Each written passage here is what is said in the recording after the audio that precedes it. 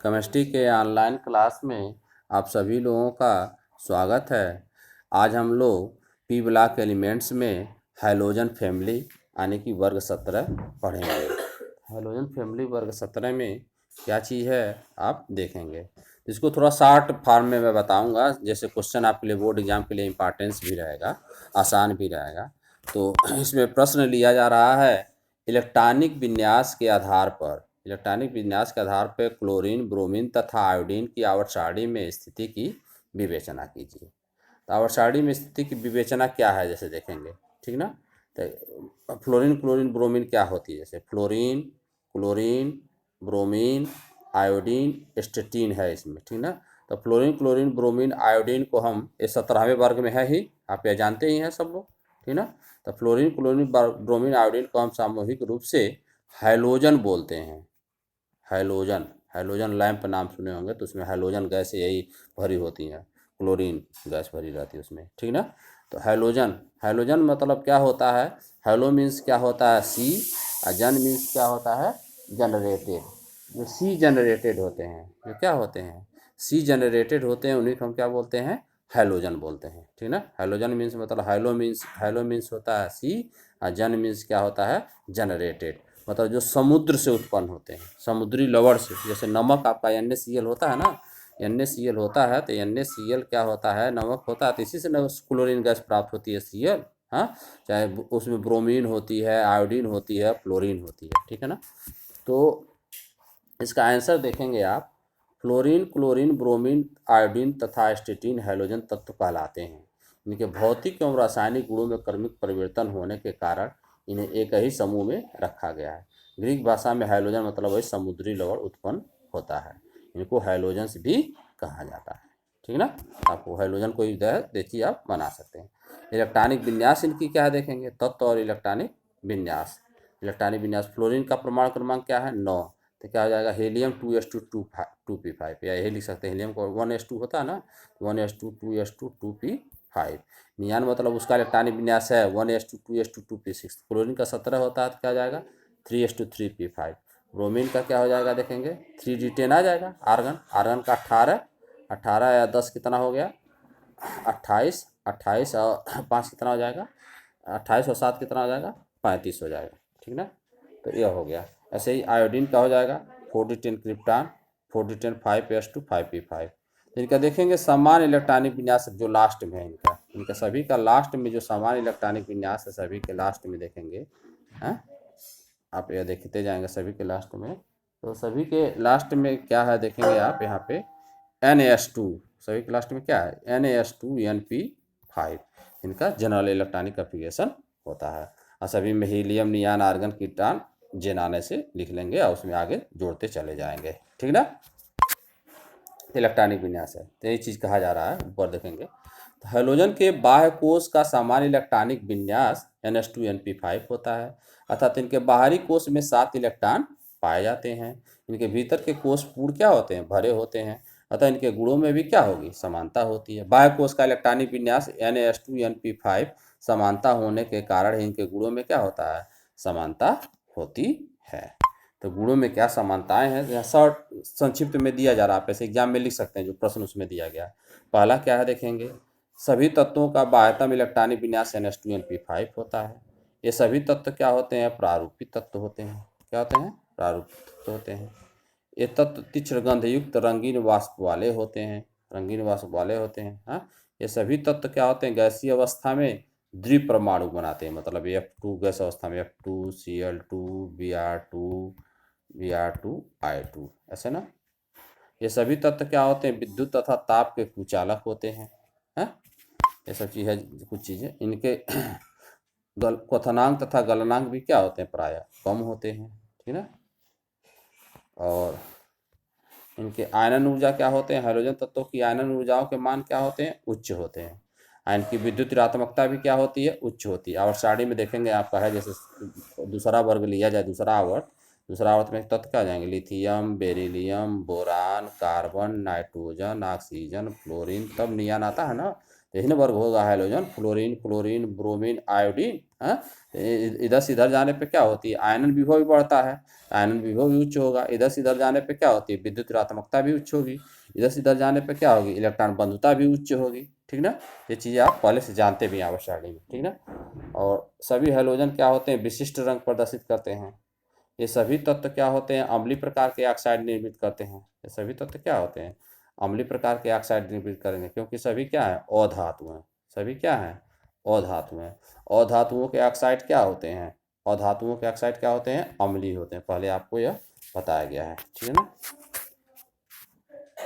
Hydrogen तत्वों की क्या होती है, इलेक्ट्रॉन बंधुता संगत आवर्त में सबसे उच्च होती है। और क्लोरीन की भी इलेक्ट्रॉन बंधुता क्या होती है, उसमें सब सर्वाधिक होती है। यद्यपि कि फ्लोरीन ऊपर है, फ्लोरीन, क्लोरीन, ब्रोमीन, आयोडीन, एस्टेटीन। इसमें सबसे पूरे आवर्त सारणी में पूछा जाए सबसे अधिक इलेक्ट्रॉन बंधुता किसकी होती है, क्लोरीन की होती है। ठीक ना। आप फ्लोरीन से नीचे है फिर भी इसकी इलेक्ट्रॉन बंधुता अधिक होती है, क्योंकि फ्लोरीन में इलेक्ट्रॉन घनत्व क्या होता है, अधिक होता है। ठीक ना। अब आगे देखेंगे, हाइलाइड आयन क्या होते हैं, अपचायक प्रकृति के होते हैं। फ्लोराइड आयन सबसे दुर्बल अपचायक है। हैं? ठीक है?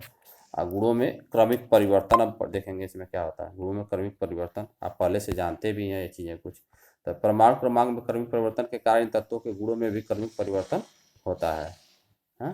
तो वर्ग में ऊपर से नीचे जाने पर तत्वों की अवस्था भी परिवर्तित होती है। जैसे क्लोरीन गैस है, ब्रोमीन द्रव है तथा आयोडीन ठोस है। ठीक है।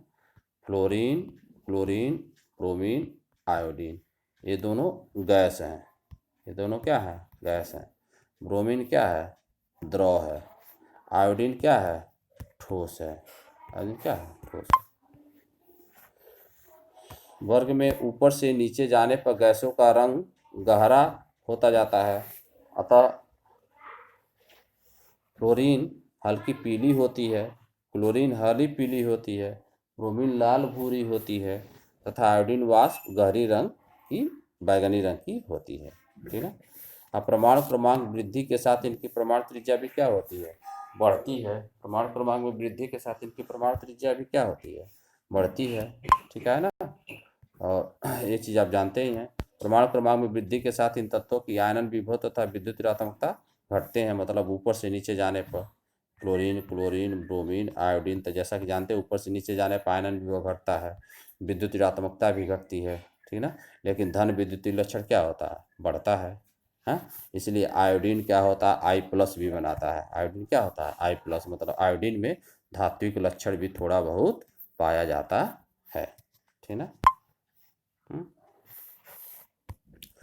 प्रमाण क्रमांक बढ़ने के साथ, अगला पॉइंट क्या है, प्रमाण क्रमांक बढ़ने के साथ इनके क्वथनांक तथा गलनांक बढ़ते हैं। प्रमाण क्रमांक में वृद्धि के साथ आक्सीकारक गुण घटता है, आगे वर्णन किया जाएगा। प्रमाण क्रमांक में वृद्धि के साथ हाइड्राइडों का स्थायित्व बढ़ता है। ठीक ना। ये सब चीज़ आगे आपको, ये सब चीज़ क्या करेंगे आप, स्क्रीनशॉट लेकर इसका पढ़ लेंगे, आप जानेंगे आगे ये सब चीज़ें आपको बताई जाएगी। ठीक ना। हाँ?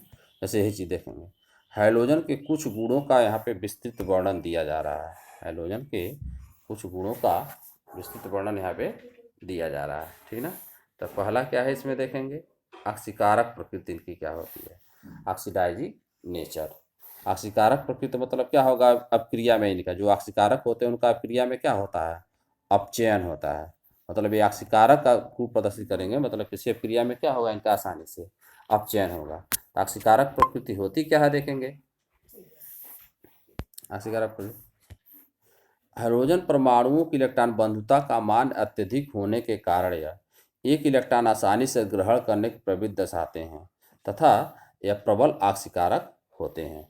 F2 प्रबलतम ऑक्सीकारक हाइड्रोजन है। हाँ? यह दूसरे हाइलाइड आयनों और विलयन में यहाँ यहाँ तक कि ठोस अवस्था में भी क्या कर देती है, ऑक्सीकृत कर देती है। ठीक ना। हाँ? सामान्यतः एक हाइड्रोजन तत्व उच्च परमाणु क्रमांक के हाइलाइड आयनों को ऑक्सीकृत करती है, अपने से उच्च हाइलाइड। ठीक ना। जैसे मान लीजिए F2 है, हाँ, तो X माइनस है तो इसको आयन ऑक्सीकृत कर देगी X2 में। यहाँ पे F2 की ऑक्सीकरण संख्या क्या है, 0। या F माइनस में कितनी है, -1। या X माइनस में X की ऑक्सीकरण संख्या कितनी है, -1। या X2 में कितनी है, 0। ठीक ना। हाँ, ये चीज़ें हैं। ठीक ना। जैसे यहाँ पे लिया गया देखेंगे X बराबर क्या है यहाँ पे, जैसे एस बराबर इससे नीचे ही होगा अपना, जैसे देखेंगे ClBrY, यहाँ Cl2 है तो एक्स बराबर क्या हो जाएगा Bry, यहाँ Br2 है तो एक्स बराबर क्या होगा Br2 है तो क्या हो जाएगा, आयोडीन को ही कर सकता है, ठीक ना। हाँ, तो वर्ग में हैलोजन की आक्सीकारक क्षमता में फ्लोरीन की सबसे अधिक होती है, ठीक ना, जैसे यहाँ पे दिया गया है, पूछा जाता है। तो आक्सीकारक क्षमता का वर्णन मान लीजिए पूछ दिया जाए तो आप ये लिखेंगे हैलोजनों की आक्सीकारक क्षमता का वर्णन कीजिए, तो स्क्रीनशॉट लेकर इस पर प्रश्न लिख लेंगे, हैलोजन की आक्सीकारक क्षमता पर संक्षिप्त टिप्पणी लिखिए, तो यह प्रश्न का उत्तर इतना हो जाएगा, ठीक ना। हाइड्रोजन के प्रति अभिक्रियाशीलता, क्योंकि हाइड्रोजन के प्रति अभिक्रियाशीलता क्या होती है, ठीक ना। तो विभिन्न परिस्थितियों में सभी हाइड्रोजन हाइड्रोजन से सीधे संयोग करके HX बनाते हैं। जैसे यदि हम H2 हाइड्रोजन हो, हाइड्रोजन को हम X2 से प्रदर्शित करें तो विभिन्न परिस्थितियों में यह क्रिया करके क्या बनाएंगे, HX बनाते हैं, ठीक ना है। तो विभिन्न परिस्थितियों में कैसे क्रिया करते हैं देखेंगे। तो विभिन्न परिस्थितियों में सभी हाइड्रोजन हाइड्रोजन से सीधे संयोग करके HX सूत्र के हाइलाइड का निर्माण करते हैं। इन्हें हाइड्रोजन के हाइलाइड भी कहते हैं। हाइड्रोजन हाइलाइडों के निर्माण की दर F2 से I2 तक क्या होती है, घटती है, ठीक ना। फ्लोरीन अंधेरे व ठंडे में ही H2 के साथ तीव्रता से विस्फोट के साथ क्रिया करती है, ठीक ना। फ्लोरीन सूर्य के प्रकाश की उपस्थिति में, जबकि ब्रोमीन हाइड्रोजन के साथ गर्म करने पर और आयोडीन उत्प्रेरक के साथ गर्म करने पर करती है। जैसे देखेंगे यहाँ पे दिया गया वही जो मैं बताया हूँ, ठीक ना। H2 + F2 सूर्य के प्रकाश में ही HF बना लेगा विस्फोट, H2 + Cl2 सूर्य के प्रकाश की उपस्थिति में HCl बना लेगा, H2 + Br2 जब हम गर्म करेंगे तब यह बनाएगा। H2 + I2 क्या होती है, यह उत्क्रमणीय होती है और उत्क्रमणीय क्रिया होती है और उत्प्रेरक की उपस्थिति में होगी। किसकी उपस्थिति में होगी, उत्प्रेरक की उपस्थिति में होगी, ठीक है। तो हाइड्रोजनों की क्या होती है, हाइड्रोजनों की हाइड्रोजन से अभिक्रियाशीलता का क्रम यह दिया गया है, यहाँ पे देखेंगे, ये भी आप देख लेंगे। इसमें भी प्रश्न पूछा जाता है, हाइड्रोजनों की हाइड्रोजन के साथ अभिक्रियाशीलता को समझाइए, हाइड्रोजनों की हाइड्रोजन के साथ अभिक्रियाशीलता को समझाइए। तो यहाँ से यह पूरा आप कर सकते हैं, ठीक ना। अब आ जाएंगे ऑक्सी एसिड्स, ऑक्सी अम्ल क्या होते हैं, ऑक्सी एसिड्स क्या होते हैं, जब हाइड्रोजन के साथ वही क्रिया करते हैं तो हैलोजन समूह के तत्वों द्वारा ऑक्सी अम्लों का निर्माण किया जाता है। उच्च विद्युत ऋणात्मकता, छोटा आकार तथा अधिक कक्षकों की अनुपस्थिति के कारण फ्लोरीन केवल एक ऑक्सी अम्ल बनाता है, अर्थात हाइपोफ्लोरस अम्ल का निर्माण करती है, जबकि क्लोरीन, ब्रोमीन तथा आयोडीन निम्न चारों प्रकार के ऑक्सी अम्ल बनाते हैं, ठीक ना। जैसे फ्लोरीन में तो डी ऑर्बिटल होता नहीं, फ्लोरीन का इलेक्ट्रॉनिक विन्यास लिखते हैं तो 1s2 2s2 2s2 2p5 होता है फ्लोरीन का, तो 2p5 के बाद 3s आएगा ना, तो इसमें डी होता नहीं है, जिसके कारण क्या होता है, एक ही ऑक्सी अम्ल और उच्च विद्युत ऋणात्मकता भी होती है। तो ऑक्सी अम्ल इनके क्या है देखेंगे, जैसे ऑक्सी अम्ल इनको जैसे यहाँ दिया गया देखेंगे, हाइपोहाइलस HXO, जैसे HFO केवल यही एक बनाता है, तो HClO HBrO HIO। हाइलस अम्ल होता है HXO2, यह नहीं बनाएगा फ्लोरीन, तो HClO2, ठीक ना, HClO2 HBrO2, हाँ ऐसे हो जाएगा। हाइलिक अम्ल क्या हो जाएगा, हाइलिक अम्ल देखेंगे क्या है HOX3, और पर हाइलिक अम्ल क्या है HXO4, ठीक ना। तो यहाँ पे यह दिया गया देखेंगे, यहाँ पे क्या है यह दिया गया है, तो इनका स्थायित्व ऑक्सी अम्लों का स्थायित्व की वृद्धि होती है। जैसे एक चीज़ ध्यान देंगे आप, इनमें से अधिकांश शुद्ध रूप से पृथक नहीं किए जा सकते हैं तथा इन्हें केवल जलीय विलयन या लवणों के रूप में ही प्राप्त किया जा सकता है। इनका स्थायित्व अणुओं में ऑक्सीजन परमाणु की संख्या बढ़ने के साथ बढ़ता है। क्लोरीन से आयोडीन तक जाने पर क्या हाइड्रोजनों के ऑक्सी अम्लों के स्थायित्व में वृद्धि होती है। क्लोरीन से ब्रोमीन तक जाने पर हाइड्रोजन अम्लों के ऑक्सी अम्लों की स्थायित्व में क्या होती है, वृद्धि होती है। तो हाइड्रोजन के ऑक्सी अम्ल है क्या देखेंगे, इसमें हाइड्रोजन के ऑक्सी अम्ल यहाँ पे दिया गया है जैसा कि देखेंगे आप, ठीक ना। हाइपोहाइलस अम्ल दिया गया, वही +1 ऑक्सीकरण अवस्था है हाइड्रोजन की, इसमें वो की -2 होती है, H की क्या होती है +1, हाइड्रोजन की क्या होगी +1, तो HOF HClO HBrO HIO हाइलस अम्ल। या होगी नहीं फ्लोरीन का, फ्लोरीन वाले का होगा नहीं, या +3 होगा, HClO2, HbRO2, HiO2, समझिए ना। या क्लोरस हो जाएगा, या ब्रोमस हो जाएगा, आयोडस हो जाएगा। हाईली कम क्या हो जाएगा क्लोरिक, क्लोरिक अम्ल, हाइलिक, ब्रोमिक, आयोडिक अम्ल, ठीक है ना। पर हाइलिक अम्ल, पर क्लोरो, पर क्लोरिक अम्ल, पर ब्रोमिक अम्ल, पर आयोडिक अम्ल, ठीक ना। इसमें ऑक्सीकरण संख्या Cl का निकाल ही लेंगे, वो का -2 होता है, H का +1, तो 4 है तो -8, और +1 -7 बना लेके क्या हो जाएगा +7 ऑक्सीकरण संख्या, ठीक है। ठीक ना, इतना आप नोट कर लेंगे, ठीक है। इनकी संरचनाएं पूछी जाती हैं, हैलोजन के ऑक्सी अम्लों की संरचनाएं।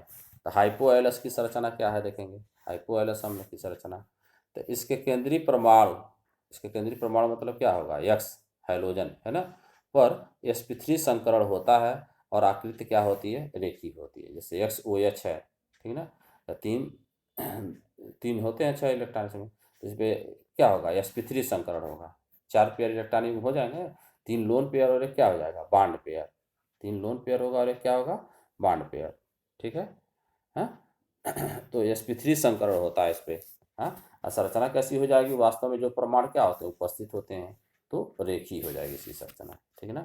ऐसे में क्या होती है, इसमें भी हाइलेस अम्ल में भी, हाइलेस अम्ल HSO2 केंद्रीय परमाणु क्या होगा, इसमें भी X होगा, इसमें भी केंद्रीय परमाणु पर सभी पर संकरण वही होगा, sp3 संकरण होता है, तथा इनकी आकृति क्या होती है V आकार की होती है, इनकी आकृति क्या होती है V आकार की। जैसे यह तो हो गया 4 पेयर, X के पास क्या होते हैं 7 इलेक्ट्रॉन होते हैं ना, X के पास 7 इलेक्ट्रॉन होते हैं, तो 2 पेयर भी एक क्या होंगे बॉन्ड की तरह से व्यवहार करते हैं, एक यहाँ पे O के साथ जुट गया, 2 2 4 1 5, और डबल बॉन्ड के साथ जुट गया, तो इसकी संरचना क्या हो जाएगी V आकार की हो जाएगी, संरचना क्या हो जाएगी V आकार की होगी, ठीक ना।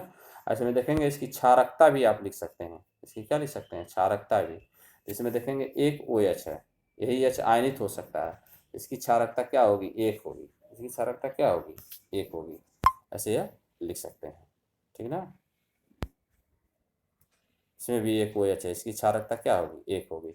हाइलिक अम्ल दिया गया है HXO3, तो हाइलिक अम्ल का भी आप ऐसे ही लिख सकते हैं, इसमें भी केंद्रीय परमाणु पे क्या होगा sp3 संकरण होगा। जैसे X के पास उतना ही नहीं होंगे, X के पास 4 पेयर हो रहे हैं, एक यह इतने पेयर इलेक्ट्रॉन हो रहे हैं, ठीक ना। और संरचना कैसी हो जाएगी इसकी पिरामिडी, जैसे पिरामिड के आकार है, जैसे X, जैसे यहाँ ना देखेंगे XOH डबल बॉन्ड O और डबल बॉन्ड O, पिरामिड इसी आकार में होता है ऐसे, हाँ पिरामिड बनाता है, तो पिरामिड के आकार में होगी। संरचना देख लेंगे आप डबल बॉन्ड कैसे जुड़ रहा है उसमें, ठीक ना। इसके पास पर हाइलिक अम्ल देखेंगे आप, तो पर हाइलिक अम्ल क्या होता है HXO4, इनमें भी क्या होगा केंद्रीय परमाणु पर, इनमें भी केंद्रीय परमाणु पर क्या होगा sp3 संकरण होगा, ठीक ना। हाँ, तथा आकृति क्या होगी इनकी भी चतुष्फलकी होगी, आकृति क्या होगी चतुष्फलकी होगी, चतुष्फलकी आकृति देखेंगे यहाँ बनाया गया है, X यह डबल बॉन्ड से जुड़ जाएगा, यह क्या हो जाएगा OH हो जाएगा, यह डबल बॉन्ड से जुड़ जाएगा, और यह डबल बॉन्ड से जुड़ जाएगा, तो ये चतुष्फलकी आकृति इसकी होगी, ठीक है ना। ये चीज़ें आप जान लेंगे, यह पूछा जाता है हाइड्रोजन के ऑक्सी अम्लों की संरचनाएं दीजिए, सिलेबस में है, इसमें से पूछा जा सकता है, इस पर क्वेश्चन बन सकता है हाइड्रोजन के प्रतिक्रियाशीलता का और ऑक्सीकारक गुण का, और यह चीज़ जैसे आपको बताया गया है, तो 60 फार्म में आप क्या करेंगे इन सब चीज़ों को लर्न कर लेंगे, ठीक है। तो आज के क्लास में इतना ही, आप सभी लोगों का बहुत बहुत धन्यवाद, ठीक है।